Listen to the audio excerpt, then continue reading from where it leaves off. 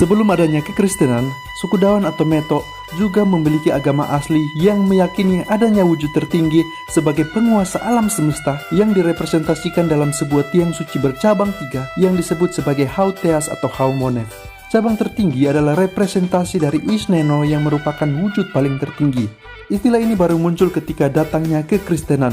Sebelum adanya istilah Wisneno, masyarakat menyebut wujud tertinggi ini dengan sebutan Banfenan Taeneon yang berarti dia yang jauh di sana dan tidak boleh disebut-sebut sebab dia itu Knino, Leu, dan Nanu.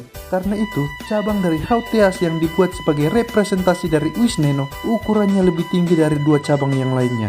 Cabang yang kedua adalah representasi dari Wispah dan Wisoe.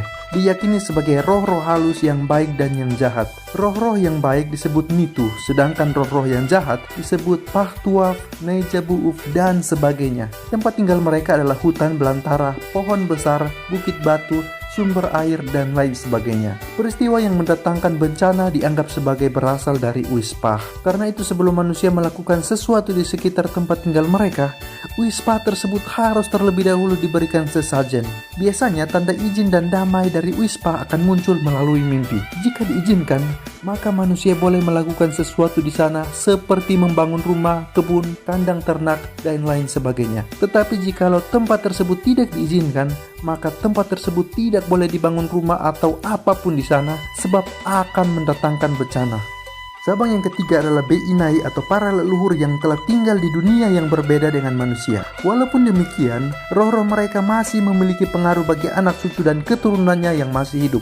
Beinai ini juga biasanya disebut sebagai Atokos Abeat es Haubebian, Faudbian, Paimataf, Alikin Apean. Artinya yang duduk mengasuh di sebelah kayu, batu, dan mata air serta memberi hidup kepada manusia. Mereka ini dapat memberikan berkat tetapi juga kutukan bila mereka tidak dipedulikan lagi. Artinya bahwa mereka menuntut suatu relasi yang terus-menerus dengan anak cucu mereka yang masih hidup dalam ritus-ritus tertentu. Itulah mengapa roh-roh leluhur yang sudah meninggal tidak boleh dilupakan begitu saja, melainkan masih tetap dikenang dalam berbagai upacara adat.